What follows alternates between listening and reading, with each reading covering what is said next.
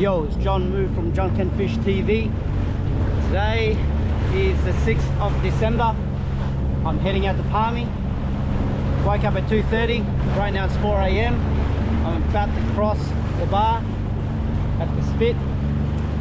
It's looking pretty good. I don't see any swells. The wind feels like it's about 4 or 5 knots, but I do know it's going to pick up around midday today. So just a quick trip to Palmy, and we'll see how it goes. I don't see that much swells. It looks pretty good. I don't see any boats around ahead of me, or any surfing guys that are surfers that are trying to cross the bar, straddling, which is good. You do see them at night sometimes, crossing early in the morning. All right, it's quite flat. A few little swells, little bumps, but very good. So I'm trolling dead baits and a lure. It's a high-speed lure, but I'm not going to go too fast. So there's one of the yakkers I've caught last week, and let's have a look at it. If it swims nicely, right? There it is.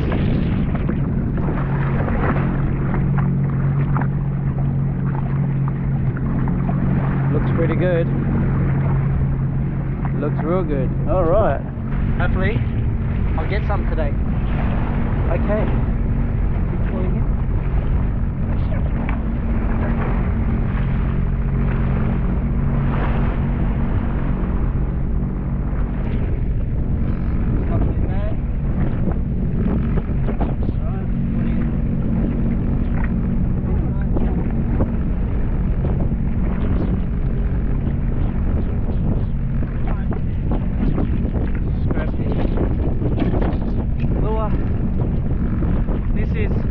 This is a Rapala X-Wrap Magnum. Should swim like a gem. Look at that. Look at that. Boom.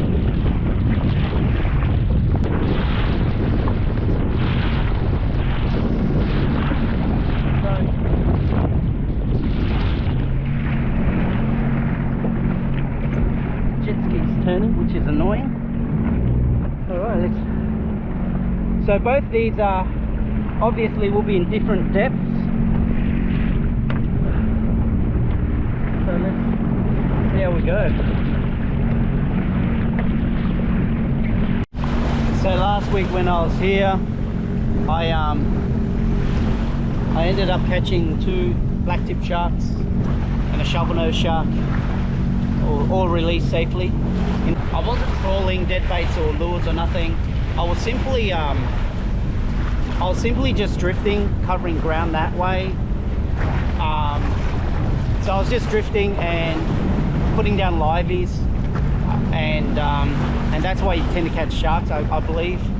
But I see a lot of YouTube videos with the kayakers and that their bait is constantly moving at a certain speed. I'd say about 4 or 5 knots. I'm not really sure how fast these guys go, and they troll their dead baits, so it can't be too fast if it's dead baits, right?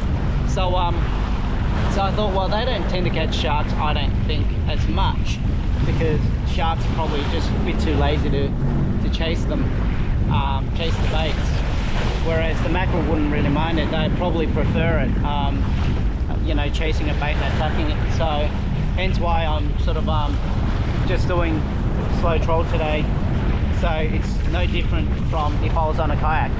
That's the way I'm seeing it. So I think the secret to it at Palmy, and I guess Mermaid and anywhere else for that matter, is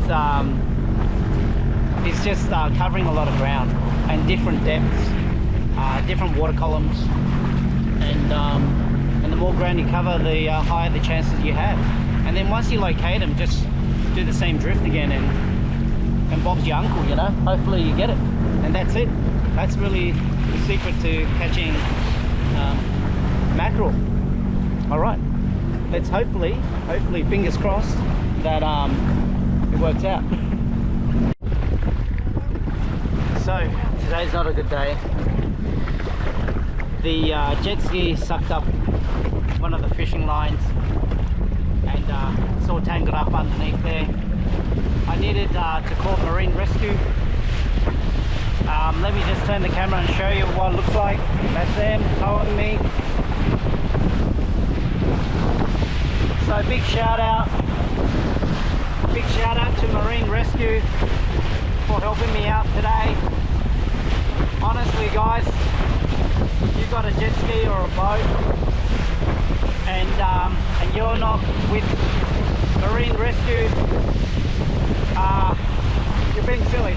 You really should, because in situations like this you never know what would happen to you. I go out on the jet ski all the time.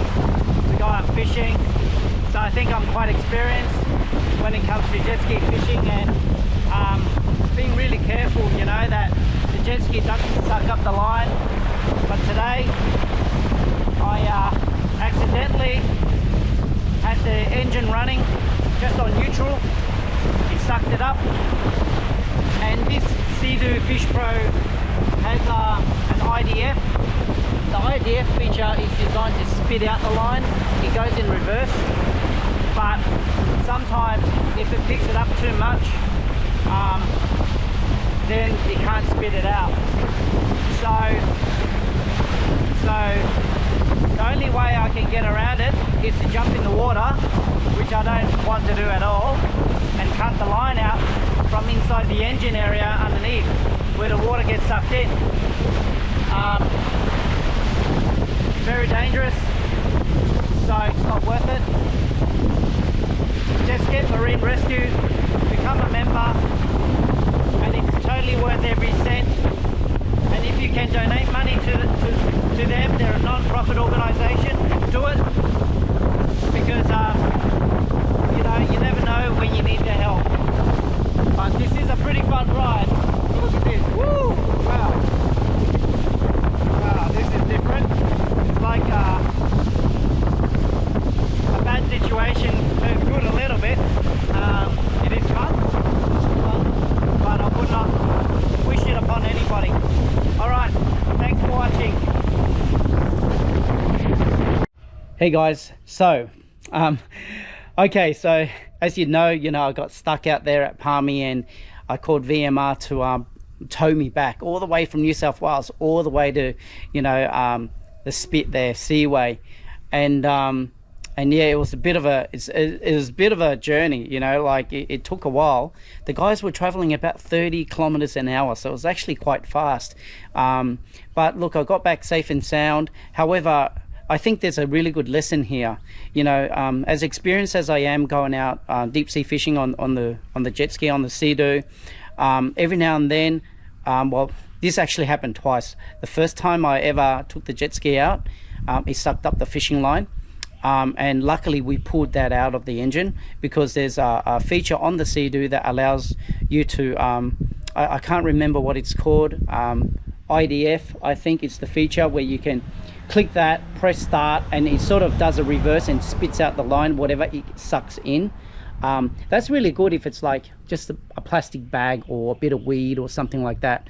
But when it comes to fishing line, especially if it's a really tough leader, and or strong braid, it really doesn't spit it out that great. So if you suck it in, turn off the engine straight away and try to pull it out if it's possible. But I guess yesterday, what happened was that I just took my eyes off the other rod for like 30 seconds. I'm not joking, because normally I'm really cautious and really careful. So I pretty much had the trolling lure out there, the Magnum Rapid, and it was just out there, right? And I was reeling in the other rod, the other bait, and I was reeling that in, which was a dead trolling bait. So as I got that in, I didn't realize my engine was still on, and I believe it was on neutral. I don't think it was actually on forward gear. So I was on neutral. The engine was on neutral, and I was still drifting as I was reeling the other rod in. Within 30 seconds, I was drifting towards the trolling line, and that just got sucked up into the engine. because I heard the reel start to scream, the Saltiga went bzzz, and I was like, oh, I caught something. All right, I was thinking reel, and then I noticed the line was going under the jet ski. So all that slack line, as I was reeling in the other one, all that slack line must have just got sucked in. And then I quickly I realized straight away, turn off the engine. So then I went to the IDF thing straight away, you know, to try to pull it out. Like, it goes in reverse and spit it out, and I tried to pull the line out, and he wouldn't do it. He actually pulled in even more line, like the reverse way, and he tangled it up the other way. So anyway, as I took it home and got the jet ski onto the trailer, took it home, so it was a short trip. I took it home and I went underneath it, and I simply just used a knife to cut it. You go under the jet ski and cut it all out, right? And I noticed that my whole lure, the Magnum, I think X Rapid or Rapid or something like, I can't remember the type of lure because I'm not much of a lure fisherman. So that actually got sucked all the way in with the hooks in there, and the line was tangled up, and the hooks hooked onto the mono and braid in there, so that wasn't going anywhere. And yeah, so it was quite a dangerous situation, because luckily I threw out the drift anchor, because I don't have an anchor on my jet ski. The first time I anchored, I did have one before, but first time I anchored, I snagged it up and I couldn't even pull it in on the skis. The skis starting to go down last time. So anyway, I had to cut it, but this time around I had a drift anchor, so it slowed down the drift. Luckily it was during the day, and it was a nice day, right? The wind was quite good, the drift was quite slow, and I used the drift anchor. If not, I would have been heading towards the Currumbin Rocks. So and luckily VMR came to save the day, so thanks to the guys over there. What else? So the other lesson, sign up, subscribe to VMR. Seriously, it's not a lot of money. You're helping a non-profit organization. The guys are really good. So sign up for that if you haven't already done so, because if you get stuck, like situations like this, and that's me saying I've been out for the last 18 months deep sea fishing in my jet ski. It's only happened a couple of times, but that's all you need, right? Can you imagine if someone was to pay someone to tow you all the way back to your boat ramp, right? So, you know, so sign up to VMR if you can, to your local VMR. Really important. And also I have a new rule now which I need to apply strictly, because I do a lot of nighttime fishing, right? So you don't want to get stuck out there at night, you know, because that's another element on top of that, right? So so my new rule to fishing is I'm never going to start that engine again until all the lines are fully in and secured. I don't care if it's just 30 seconds and I've got my other line almost up, and oh yeah, just quickly, that one will be right, she'll be right. None of that. I don't give a damn anymore. I'm not going to go through that again, because it is dangerous. And for those people, for those of you that are new to jet ski fishing, you know, that should also be your rule. You know, do not start the engine ever. Yeah, don't worry about, oh yeah, I got IDF and all this sort of stuff to revert. No, mate, once you're out there, you're stuck. You're you know, and it's not worth risking, you know, blowing up your engine and all this sort of stuff. So and it's not worth you jumping overboard to try to solve it and fix it, because like I needed to get the jet ski onto the trailer, for crying out loud, and then it took me like half an hour at least to cut it all out, and slowly grind my way through to clear, to make sure there's nothing stuck in the prop, because half the lure was stuck in the prop as well. So yeah, it could have costed a lot of money, and also when you're like, and even if the engine's still turning a bit, it's not worth trying to travel all the way back home, because you're just going to blow your engine. Yeah, it's just dangerous.